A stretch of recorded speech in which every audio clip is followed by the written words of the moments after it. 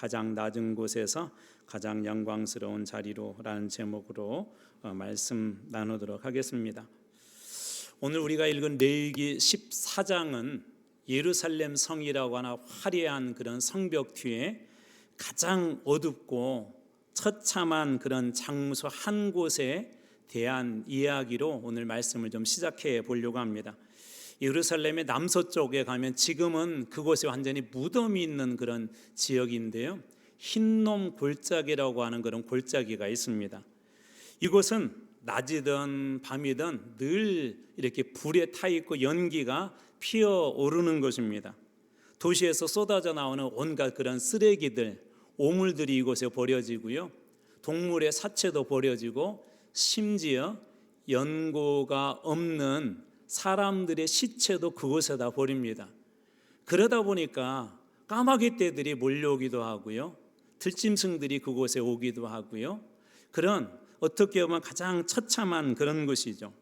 거기에다가 뜨거워지면 악취와 들끓는 구더기들이 그곳에 너무나도 많이 발생하기 때문에 그것을 없애기 위해 24시간 동안 불을 그곳에 늘 피웁니다. 이게 불에 태워서 없애는 거예요. 이게 이제 신약 시대로 들어오면은 이곳이 게헨나라고 하는 곳으로 바뀌는데, 이것이 그 이름이 어떤 뜻이 있냐면 지옥이라는 뜻이 돼요. 지옥. 그래서 마치 그 흰놈 골짜기는 지옥과 같이 처참한 곳이다라는 그런 의미이기도 하고, 훗날 사람들에게 지옥은 이런 곳이야 라고 설명을 할 때 바로 저 흰놈 골짜기 저기를 보면은 지옥은 저렇게 생겨서 지옥은 정말 처참한 곳이야, 가서는 안 될 곳이야 라고 설명하는 것이 바로 그것입니다. 우리는 지난 시간 레위기 13장을 보면서 이제 나병에 들린 사람을 진영 밖으로 내보낸다라는 그런 말씀을 나누었는데, 바로 진영 밖이 그런 의미가 있는 것입니다. 자, 어떤 사람들이 그 진영 밖으로 내보내졌죠? 지난번에 보았던 말씀 레위기 13장 45절 46절입니다. 나병 환자는 옷을 찢고, 이 나병 환자라는 그런 진단을 받게 되면 나병 환자는 옷을 찢고, 이게 이제 죄에 대한 회개 모습들이죠. 머리를 풀며 윗입술은 가리고 외치기를 부정하다 부정하다 할 것이요, 이렇게 외치는 이유가 있어요. 이 부정한 사람을 손을 대게 되면, 그 사람을 만지게 되면 그 사람도 부정해지기 때문에 나를 만지지 마시오, 나는 부정한 사람입니다 라고 그렇게 외치는 겁니다. 그리고 입술까지도 이렇게 가려요. 46절, 병이 있는 날 동안은 늘 부정할 것이라. 병이 있는 동안은 늘 부정한데 그가 부정한 즉 혼자 살되 어디에서 사냐면 진영 밖에서 살지니라. 이스라엘은 과거에 이 출애굽에서 광야에 있을 때는 진영이라는 게 있었죠. 이 하나님께서 만들어신 성막을 중심으로 동서남북 세 지파씩 이렇게 진영을 갖추어서 있었는데, 훗날 예루살렘에 들어가서는 이제 예루살렘을 수도 삼아서는 예루살렘 그 안에 성전이 있었고, 예루살렘 성 밖을 진영 밖이라고 합니다. 이게 성 밖, 아까 게힌나 흰놈 골짜기를 상상하면 좋을 것 같습니다. 고대 근동에서는 악성 피부병은 그냥 단순한 질병으로 보지 않았어요. 이것을 어떻게 보았냐면 신의 저주를 받은 사람이다. 악성 피부병이 걸리면 사람들은 이렇게 해서 저 사람은 신의 저주를 받아서 저런 병에 걸렸다라고 그렇게 이야기합니다. 그것은 이스라엘도 마찬가지예요. 그래서 이스라엘 사람들도 신의 저주, 이 악성 피부병에 걸리게 되면 저주를 받은 사람들이니까 이 거룩한 백성들, 하나님의 백성들과 함께 있을 수 없었습니다. 그래서 이 사람들을 진영 밖으로 내보내죠. 그래서 진영 안에는 어떤 의미가 있냐면 생명이 있고, 일단 우리 과거에 출애굽 당시에는 그것이 성막을 중심으로 있을 때 성막 위에 구름 기둥과 불 기둥이 늘 있었잖아요. 그것은 어떤 곳이냐면 생명이 머무는 곳이에요. 그런데 그것이 머물지 않는, 구름 기둥과 불 기둥이 없는 저 진영 밖은 어떤 곳이냐면 죽음이 머무는 곳이 바로 진영 밖입니다. 그러니까 이 진영 밖은 하나님과 관계가 끊어진 영역, 죽음의 장소이기도 하고 맹수가 우울거리는 지옥과 같은 곳이 바로 이 진영 밖입니다. 철저한 고독의 장소이기도 하죠. 이것은 죄로 인한 타락한 인간의 영적인 현주소를 말해주기도 해요. 진영 밖에 사는 사람, 구원받지 못하고 하나님 나라에 들어오지 못한 사람들의 삶이 어떠해야 될지 진영 밖 개인나 흰놈 골짜기가 보여주고 있다는 것입니다. 그런데 그 부정한 사람이, 죄인들은 어디로 쫓기냐면 바로 그 진영 밖으로 내쫓깁니다. 그곳에 머물러야 돼요. 그것도 혼자 머물러야 합니다. 하나님의 임재가 있는 공동체로부터 쓰레기처럼 버림받은 곳, 바로 그것이 인간의 실체를 말해주는 것이죠. 이것을 나중에 사도 바울은 여러 가지로 표현하는데, 예를 들자면 로마서 3장 10절에서 의인은 없나니 하나도 없고 모든 사람들은 진영 밖으로 쫓겨난, 하나님의 임재와 하나님의 관계 없이 원수되어서 죽을 수밖에 없는 지옥에 던져진 인생이라는 뜻에서 이 사도 바울은 로마서 3장 10절에서 의인은 없나니 하나도 없다라고 그렇게 이야기했고요. 또 에베소서 2장 1절에는 그는 허물과 죄로 죽었다라고 이야기하면서 흰놈 골짜기에 던져진 그런 존재처럼, 지옥에 던져진 그런 존재처럼 시체와 같은 그런 존재다라고 이렇게 고백하고요. 또 디모데전서에서는 심지어 자기 자신을 향하여서도 나는 죄인 중에 괴수다, 흰놈 골짜기, 지옥에 던져진 인생, 영적으로 죽은 그런 존재다라고 그렇게 이야기합니다. 우리는 스스로 괜찮은 사람이라고 포장하며 살지만 실제는 지옥에 던져져야 될 마땅한 그런 존재입니다. 어느 누구도 하나님의 의 앞에 거룩하다고 자랑할 수 있는 사람은 아무도 없습니다. 사람들은 각자 자기가 가지고 있는 기준으로 누군가를 판단을 하죠. 재판관들은 직업상 재판을 하기 때문에 법이라는 엄격한 기준 하에서 최대한 재판을 하지만 재판관에 따라서 사람들을 판단한 것도 다르죠. 똑같은 사건인데 어떤 재판관은 무죄라고 이야기하고 어떤 사람은 유죄라고 하고 어떤 사람은 똑같이 유죄인데 이 사람은 1년형입니다. 그런데 어떤 사람은 아닙니다, 종신형입니다라고 이야기합니다. 사람의 기준은 완벽하지 않습니다. 사람의 기준으로는 의인이라고 할 수 있지만 하나님 앞에서는 어느 누구도 의인이라고 할 수 없다는 거예요. 그래서 주님께서는 나중에 이것을 어떻게 표현했다고, 진영 밖 흰놈 골짜기 이곳을 갖다가 이제 지옥으로 그렇게 표현하기도 하는 똑같은 단어가 마가복음 9장 47절 48절에 쓰이고 있습니다. 9장 47절, 만일 내 눈이 너를 범죄하게 하거든 빼버리라. 한 눈으로 하나님 나라에 들어가는 것이 두 눈을 가지고 지옥에 던져지는 것보다 나으니라. 여기 지옥이라는 말이 게헨나예요. 게헨나, 진영 밖. 그러니까 하나님 안에 들어오지 못한 모든 사람들은 어디에 던져질 수밖에 없다는 거예요? 지옥에 던져질 수밖에 없다는 것입니다. 그러면 48절, 거기는 구더기도 죽지 않고 불도 꺼지지 아니하니라. 아까 초대에 설명드렸던 게헨나의 모습, 흰놈 골짜기의 모습하고 똑같죠. 그래서 거기는 늘 24시간 이렇게 불태우고 연기가 이렇게 피어오르고 한여름에는 구더기가 많고, 근데 계속 태워도 구더기들이 나오고요. 왜냐하면 동물의 사체라든지 또 연고 없는 시체라든지 그게 그곳에 던져지기 때문에 그래요. 한번 여러분 머릿속으로 한번 상상해 보세요. 우리 작은 이렇게 새 같은 작은 동물의 죽음만 봐도 어떤 사람 벌벌 떠는 분들이 있습니다. 그런데 큰 짐승들의 사체가 거기에 버려졌다고 봐요. 막 거기서 썩은 냄새가, 악취가 나는데 하이에나들이 몰려들기 시작하고 까마귀들이 몰려들기 시작하고 여기저기 뜯겨진 그런 사체들이 있다고 하면 상상해 보십시오. 상상만 해도 끔찍하지 않습니까? 그래서 그런 것들에게 이런 동물들이나 나쁜 것들이 접근하지 못하도록 아예 불로 태우려고 하지만 태워도 끝이 없는 그런 오물들, 또 쓰레기들, 그런 사체들이 그곳에 계속 던져지기 때문에 24시간 불태워도 부족할 정도로 바로 그런 것이 흰놈 골짜기고 게헨나입니다. 그래서 예수님은 훗날 이곳을 어떻게 표현하냐면 지옥이다 그렇게 표현을 합니다. 이것이 우리 인간의 실존이죠.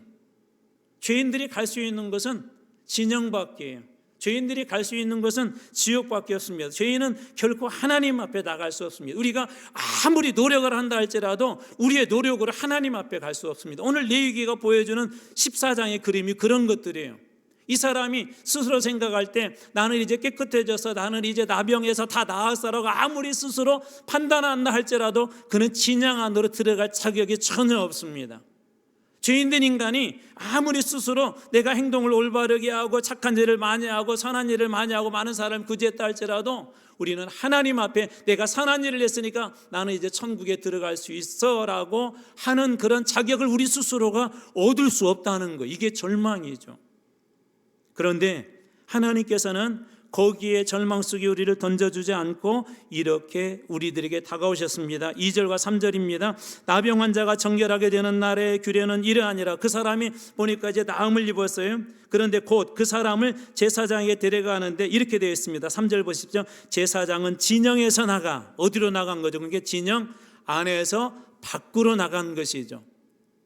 진영 밖은 어떤 곳이라? 지옥과 같은 곳이라고 그랬죠. 부정한 사람들이 있는 곳이죠. 가서 그를 진찰하게 된다면 옷을 만지든지 피부를 만지든지 그도 부정해질 수가 있습니다.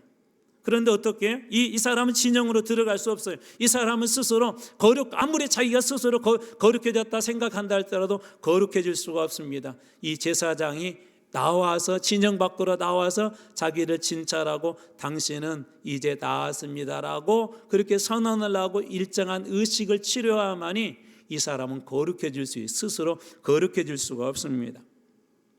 여기 나가다라는 그런 뜻이 이런 의미가 있어요. 일반적으로 이방 종교에서는 어떻게 하죠? 자기의 잘못을 이렇게 뉘우치거나 신의 도움을 받기 위해서는 신에게로 나가야 되잖아요. 일반적으로 그렇지 않습니까? 그런데 우리 예수님 어떻게 하셨죠? 우리가 잘 아는 빌립보서 2장 5절 이하에 보면 너희 안에 이 마음을 품으라 하면서 그리스도의 마음이니 라고 말씀하시면서 그는 근본 하나님의 본체시나 하나님과 동일하게 되는 것을 원하지 아니하시고 친히 자기의 몸을 비워 육체를 입고 우리에게 진영 밖으로 하나님 나라에서 진영 밖으로 찾아오신 그 모습의 모양이 바로 제가 읽어드렸던 2장과 3절입니다. 2절과 3절입니다. 기독교 복음은 거룩한 하나님이 부정한 죄인을 향해 나가는 역방향의 은혜죠. 일반적인 종교에서는 신에게 자기가 나가야 돼요. 나가서 많은 예물을 드린다거나 거기에 대한 회개를 한다거나. 그런데 예수님은 어떻게 하셨다고요? 오히려 부정한 곳, 지옥과 같은 곳으로 예수님은 찾아오셨죠.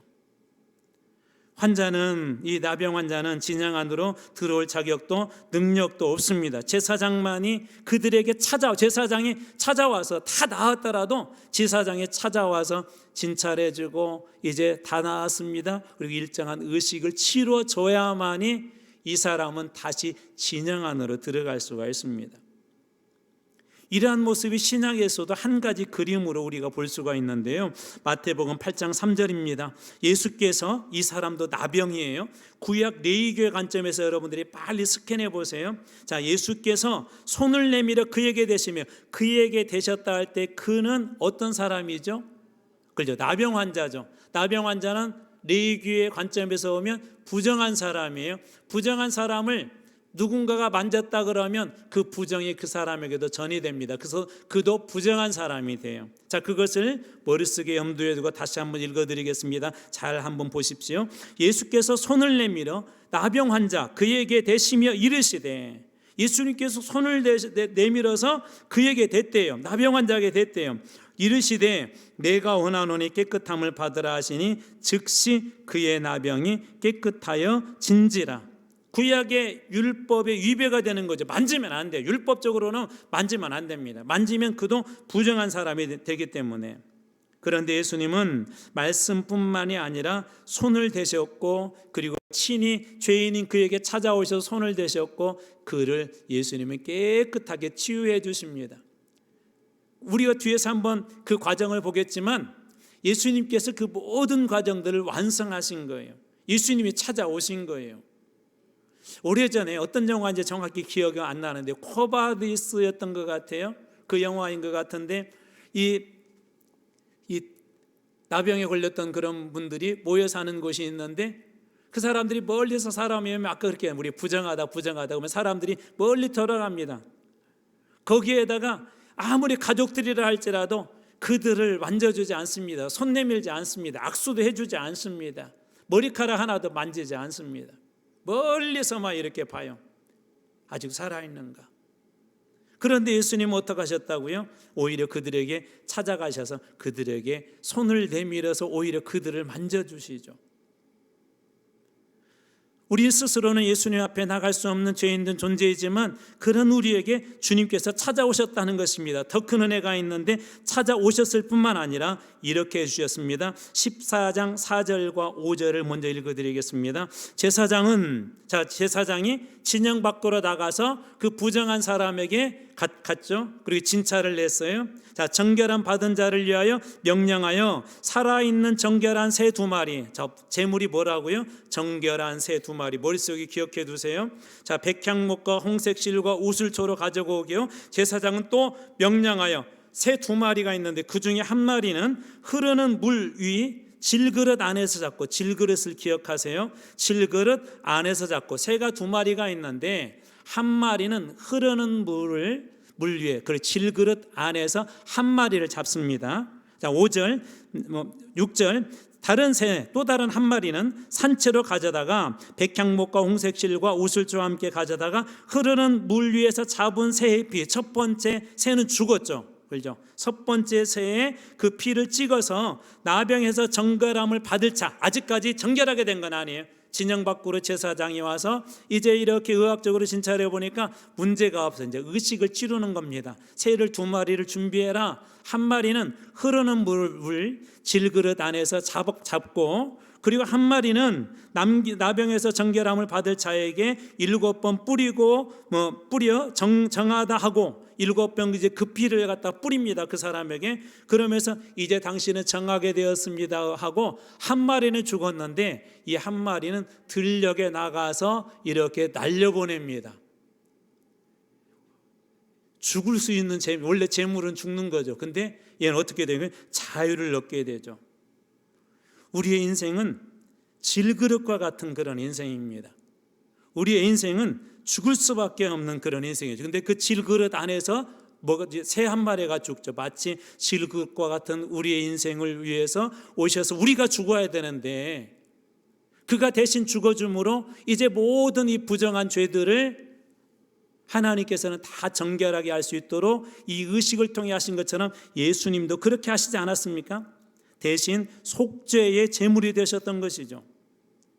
그리고 살아있는 새는 들에 놓았다라고 하는데 눈앞에서 이제 그 새를 이렇게 날려보냅니다.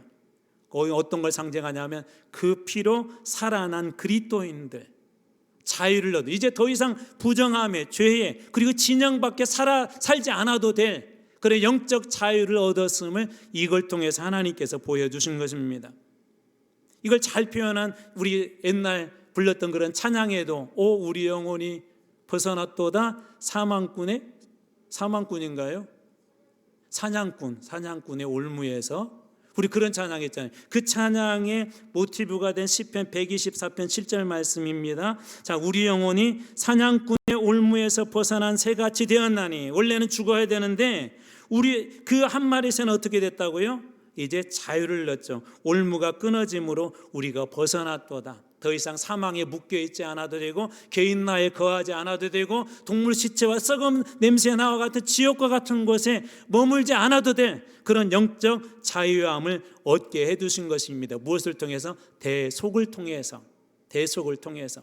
이 레위기 안에는 그리스도의 그 죽음, 십자가의 사랑, 이 모습들이 레위기 안에는 많이 투영이 되어져 있습니다. 우리는 그리스도의 보혈의 피로 정결케 되었죠. 자유를 얻게 되었습니다. 더 중요한 게 있어요. 그뿐만이 아닙니다. 신분의 격상을 줘요. 신분의 격상. 이것을 기억하세요. 신분을 격상시켜줘요. 진영 밖으로 나간 자는 저주받은 자죠. 신으로부터 저주받은 자예요. 사람들로부터 손가락질 받는 자예요. 혼자 외롭게 진영 밖으로 쫓겨난 이 사람을 이제 신분을 바꿔줍니다. 어떻게 바꿔주는지 14절 말씀입니다. 제사장은 속건제물의 피를 취하여 정결함을 받을 자, 아직 의식은 안 끝났어요. 정결함을 받을 자, 의학적으로 진단했더니 나병이 나았어요. 그래서 두 번째로 어떻게 했다고요? 새 2마리를 준비해라 해서 한 마리는 질그릇 안에서, 흐르는 물 안에서 잡고 속죄의 제물이 된 것이죠. 한 마리는 이제 날려보냈죠. 그리고 나서 중요한 의식이 또 하나 있습니다. 이제는 정결함을 받을 자의 오른쪽 귓부리와 그 다음에 오른쪽 엄지손가락과 오른쪽 엄지발가락에 바를 것이요. 자, 공통점 빨리 찾아보세요. 그죠? 오른쪽이죠. 오른쪽. 성경에서 오른쪽은 일반적으로 권위를 상징해요. 그러니까 이 사람의, 자, 그 다음에 아주 중요한 기관으로죠. 오른쪽 귓부리, 그 다음에 오른쪽에 엄지손가락, 오른쪽에 발. 이 모든 것들은 쉽게 얘기하자면 머리, 그 다음 우리의 몸통, 발, 우리의 모든 신체를 여기에 다 대표한다고 보시면 돼요. 대표한다고 보시면 됩니다. 그런데 이게 어디에 똑같은 말씀이 등장해요. 여러분들이 보았어요. 혹시 기억해내신 분들에게는 나중에 뭐가 있을지 모릅니다. 이 장면이 똑같이 예전에 보았던 어떤 말씀이, 레위기의 말씀이 나와요. 모를 것 같아서 미리 준비했습니다. 레위기 8장 23절 한번 여러분들이 이것을 보면서 빨리 무슨 내용인지 캐치해 보세요. 자, 8장 23절, 23절에도 등장하고 24절도 등장하는데 이 사람들이 공통점이 있어요. 자, 모세가 잡고 그 피를 가져다가 아론의 오른쪽 귓부리와 그의 오른쪽 엄지손가락과 그의 오른쪽 엄지발가락에 바르고, 아까 어떻게 돼요? 오른쪽 귓부리, 오른쪽 엄지손가락, 오른쪽 엄지발가락에 나병에서 정함을 받은 사람에게 이렇게 발라주었는데, 자, 모세가 지금 누구에게 한 거죠? 이게 누구에게? 아론이죠. 아론의 신분은 뭐예요? 그렇죠. 제사장이죠. 그래서 24절에 보면 아론의 그 아들들에 대해서 동일하게 이야기합니다. 자, 그럼 여러분들이 이제 정답을 맞힐 수 있을 것 같아요. 자, 이 사람 어떤 사람이었다면 저주받은 자, 지옥에 가하는 자, 죽을 수밖에 없는 자, 그런 자였는데 그는 이제 정결함을 받고 지옥에 가하는 자, 죽을 수밖에 없는 자, 저주받은 자를 무엇으로 격상시킨 거예요? 제사장과 같이 격상을 시킨 겁니다. 제사장과 같이 격상을 시킨 거예요. 영접하는 자, 곧 그 이름을 믿는 자들에게는 원래 우리는 의인은 없나니 하나도 없고 죄의 삭은 사망이고 모든 사람은 지옥에 갈 수밖에 없는 존재인데, 그런 우리를 어떻게 하나님의 자녀로 이렇게 격상시켜 주셨죠. 죄인이 우리를 격상시켜 주신 것처럼 이 사람을 제사장이 친히 진영 밖으로 나가서 그 지옥의 현장으로 가서 한 사람에게 그를 진찰하고 의식을 치루어주고, 그리고 나서 그를 어떻게 한다고요? 이제 더 이상 지옥의 자식이 아니라 너는 제사장과 같은 사람이다 하고 신분을 이렇게 격상해 줍니다. 프로모션 합니다. 프로모션.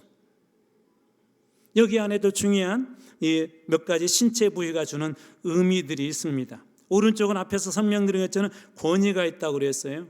오른쪽 귀는 이런 의미가 있어요. 이제 여기에서 들려오는 나쁜 소리, 여러분 지옥에서 무슨 소리 들릴 것 같아요? 상상 안 하셔도 괜찮아요. 무조건 안 좋은 소리예요. 힘든 소리예요. 고통 소리예요. 듣고 싶지 않는 소리예요. 그런데 오른쪽 귀에 이제 피를 발았다는 것은 이쪽이 어때? 정결하게 됐다는 것이죠. 세상의 소음이 아니라 하나님의 말씀에 이제 귀를 기울이며 사는 제사장처럼 되어라는 의미도 있고요. 오른쪽 손은 이제 세상의 악한 일에 그런 쓰임을 받고 쓰레기장에 거하는 그런 삶이 아니라 하나님을 섬기고 이웃을 섬기는 그런 섬김의 손이 되라는 의미가 있고요. 오른쪽 발은 이제 하나님과 동행하는 발이 되어서 제사장들처럼 하나님의 말씀을 듣고 하나님을 섬기고 이웃을 섬기고 하나님과 늘 동행하는 너의 신분이 이제는 지옥의 자식이 아니라 이제는 제사장과 같은 그런 존재이기 때문에 제사장처럼 살아라고 하는 영적인 권위의 부여와 명령이 이 의식 속에 들어 있습니다. 그래서 하나님은 단순히 우리를 치유하는 것뿐만 아니라 고쳐주신 것뿐만 아니라 말씀을 듣고 섬기며 동행하는 왕같은 제사장으로 신분을 격상시켜 주셨죠. 그래서 예수님은 베드로 사도를 통해서 우리를 어떻게 부른다고요?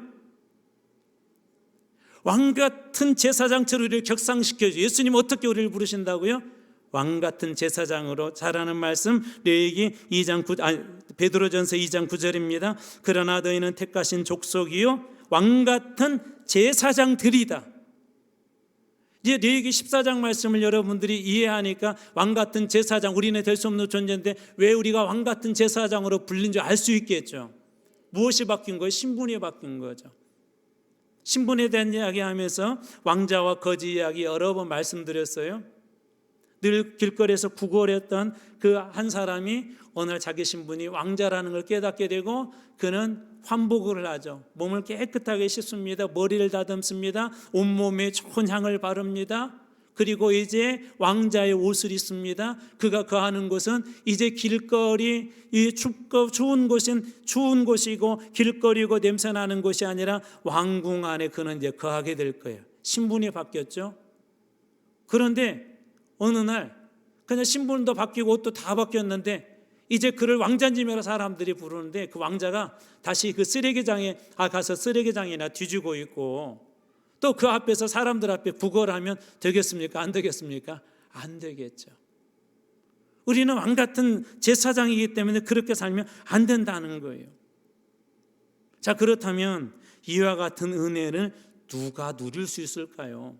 이 왕 같은 제사장으로 격상시켜준 이 은혜를 누가 누릴 수 있을까요? 은혜에는 여러분 경제적 장벽이 없습니다. 이렇게 설명할 거예요. 누구나 다 구원받을 수 있어요. 종교개혁의 가장 핵심이 뭐였다고요? 그때 당시 어떤 일들이 있었다고요? 성 베드로 성당을 이렇게 건축하면서 우리하고 천주교의 구원관, 천국과는 좀 다르는데 우리는 죽으면 천국이냐 지옥이냐 하지만 이 사람들은 연옥이라는 곳에 잠시 머뭅니다. 그래서 이렇게 이야기했어요. 당신의 헌금이 이제 베드로 성당을 건축하면서 돈이 부족하다 보니까 소위 면죄부라는 걸 팔았어요. 그래서 돈을 주고 그 면죄부를 삽니다. 죄를 면해주는 것이죠. 지옥에 갈 수밖에 없는데 그 면죄부를 사고 헌금함에다 따가게 되면 헌금함에 땡그랑 소리가 나면 지옥에 갈 사람이 천국에 간대요. 맞아요? 틀려요? 아니에요. 틀려요. 오늘 말씀에도 그와 같은 내용들이 있어요. 이미 여러분들이 조금 눈치가 빠르신 분들은 제가 앞에 설명했던 어떤 말씀에서 이미 눈치를 채셔서 왜 하나님은 이것을 선택하셨을까? 이것도 그 앞에서 저희가 13장에 설명했는데 한 번 더 나누도록 하겠습니다. 21절입니다. 만일 그가 가난하여 그의 힘이 미치지 못하면 그는 흔들어 자기를 속죄할 속건제. 원래 속건제는 일반적으로 어린 양 수양 한 마리와 소재를 위하여 고운 가루 10분의 1 에바의 기름을 섞은 것과 기름 한 녹으로 취하고 일반적으로는 어린 수양 한 마리를 드려요. 속건제는 일반적으로. 그런데 22절 그의 힘이 미치는 대로 산비둘기 둘이나 집비둘기 새끼 둘을 가져다가 힘이 미치지 못하면 가장 가난한 사람들에게는 무엇을 산비둘기나 집비둘기 안 되면 산비둘기라도 하나는 속죄제물로 하나는 번제로 삼아 부자는 어린 양으로 드릴 수 있지만 가난한 사람들은 비둘기로 드려서 속죄할 수 있도록 한 것입니다. 자, 그럼 우리가 여기서 하나 알 수 있는 것이 있죠. 하나님의 나라는 부자든 가난한 자든 차별 없이 그리스도의 보혈의 은혜를 다 입게 하시는 게 하나님 나라의 법칙입니다. 여러분, 헌금을 많이 했다고 그래서 무엇을 많이 했다고 그래서 천국에 들어가고 못 들어가고 그런 게 아니라는 거예요. 그래서 우리 기독교, 우리 개신교는 특별히 구원관이 뭐예요? 믿음으로 구원받습니다. 내가 진영 밖에 살고 지옥에 갈 수밖에 없는 존재이고 그렇게 살았다 할지라도 예수 그리스도의 보혈의 피가 우리 가운데 입혀지게 되고 그것을 내가 믿음으로 고백하게 된다면 그 사람의 위치와 신분과 헌금의 액수에 상관없이 누구든지 다 구원받을 수 있도록 구원의 길을 열어주셨다는 게 우리의 신앙의 고백이고 그것이 우리의 믿음입니다. 이걸 믿으시기 바랍니다. 천국은 돈으로 가는 게 아니에요. 그래서 이런 복음성가도 있죠. 돈으로도 가요. 네, 못 가요. 정신 차리고 계시네. 돈으로도 못 가요. 거듭나면 가는 나라 하나님 나라. 어떻게 거듭나요? 물과 성령으로, 예수 그리스도의 보혈의 피로. 자, 우리는 진영 밖에 거하기 때문에 죄인들이기 때문에 우리는 하나님 앞에 갈 수 없어요. 그런데 어떻게 했다고요? 진영 밖으로, 하늘에서 이 땅으로 예수 그리스도께서 오시고 또 거기에서 속죄, 우리가 죄인이기 때문에 죽어야 되는데 대신 다른 제물이 죽어줌으로 우리는 영적 자유를 얻게 됩니다. 근데 그 자유가 누구에게? 모든 사람들에게. 여러분들이 잘 아는 말씀 로마서 10장 13절 누구든지 예외 없이 가난하든 부자든 헌금을 많이 하든 적게 하든 상관없이 누구든지 주의 이름을 부르는 자는 무엇을 받으리라? 구원을 받으리라 라고 이렇게 이야기합니다. 우리 모두 다 이 하나님의 구원의 은혜를 누릴 자격이 돼요. 그때 당시로 한번 다시 뒤돌아가 보겠습니다. 병은 부와 상관이 있나요? 부자들은 그 병이 안 걸리고 가난한 사람만 걸리던가요? 안 그렇죠. 죽음은요, 부자든 가난한 사람이든 누구에게나 다 찾아옵니다. 상관없습니다. 어느 누구에게나 다 찾아오죠. 그런데 놀랍게도 하나님께서는 그런 모든 걸 다 깨버렸어요. 그래도 이 땅에 살면서 돈이 있는 게 조금 유리하죠. 안 그러시면 저한테 다 주셔도 돼요. 돈이 있으면 오히려 그래도 좀 유익하죠. 어떤 분은 죽을 생명도요, 돈을 많이 주면 그 생명을 오래 유지해 준대요. 사람 피도 나이를 먹으면 피도 똑같이 늙어간다면서요. 그런데 건강한 사람, 젊은 사람들이 피를 넣게 되면은요, 그 세포가 훨씬 더 살아남는답니다. 건강해진답니다. 또 거기에다가 요즘은 많은 의학들이 이렇게 발전해서 피부의 노화도 늦춰주고 피부도 젊은 사람처럼 좋게 해주기도 하고 많은 것들 아주 돈으로 할 수 있는 것들이 많이 있죠. 그럼에도 불구하고 죽음은 어느 누구도 피할 수 없습니다. 어느 누구도 피할 수 없어요. 하나님의 심판도 피할 수 없어요. 그런데 우리에게 복음이 있죠. 죄로 죽을 수밖에 없는 우리에게 누가 찾아오셨다고요? 예수님께서 찾아오셨어요. 누구든지 주의 이름을 부르는 자는 다 무엇을 얻을 것이다? 구원을 받으리라. 저는 여기 계신 여러분들이 이 모든 것에 상관없이 여러분들이 예수의 이름을 부르고 구원받은 존재인 줄로 믿습니다. 우리 모두 다 구원받아 왕같은 제사장이 된 줄로 믿습니다. 근데 하나님은 더 놀라운 축복을 주셨어요. 오늘 또 다른 말씀, 영혼을 넘어서 단순히 우리 자체만 구원받은 것이 아니라 우리의 삶의 현장, 우리 가정도 놀랍게 정결하게 변화시켜 줍니다. 오늘 말씀의 45절입니다. 그는 그 집을 헐고 돌과 그 제목과 그의 집 모든 흙을 성박 부정한 곳으로 내어갈 것이며, 이 나병에 걸리면은요, 이 사람뿐만 아니라 그 집도 그렇게 된대요. 그래서 그 집안에 이 벽에 곰팡이처럼 보이는 것들도 나중에 이걸 잘 제사장들이 점검하거든요. 자, 그것을 염두에 두고 다시 한번 읽어보겠습니다. 45절, 그는 그 집을 헐고, 나병 환자의 그 집에 그 벽에 그런 흔적들이 있으면 그 집을 헐고 돌과 그 제목과 그의 집의 모든 흙을 성박 부정한 것으로 내어갈 것이며, 사람을 치유한 후에 그 사람의 집과 그 현장들도 깨끗하게 다 치유를 해요. 회복을 시킵니다. 우리 한 사람이 성령 안에서 새로워지게 되면은요, 나만 새로워지는 것이 아니라 우리 삶도 새로워집니다. 나만 새로워지는 것이 아니라 나를 통해서 우리 가정도 새로워지게 됩니다. 가끔 어떤 집안이 예수를 잘 믿는 이유를 캐고 해서 올라가다 보면 어떤 한 분에서 보통 시작된 것을 보게 됩니다. 예수를 믿지 않던 집안, 전통적인 그런 전통에 묶였던 그 집안에 어떤 한 분이 어렵고 힘든 그때에 그 한 사람이 예수를 믿어요. 그럴 때 보혈의 능력을 경험하고 성령의 감동이 그에게 임하고 그가 거듭난 자가 되어 하나님의 자녀가 되었을 때 그 자신만 정결하게 되고 구원이 임하는 것이 아니라 그를 통하여서 그의 집안도 정결하게 되어집니다. 구원받은 사람들의 수들이 늘어나게 됩니다. 주 예수를 믿으라.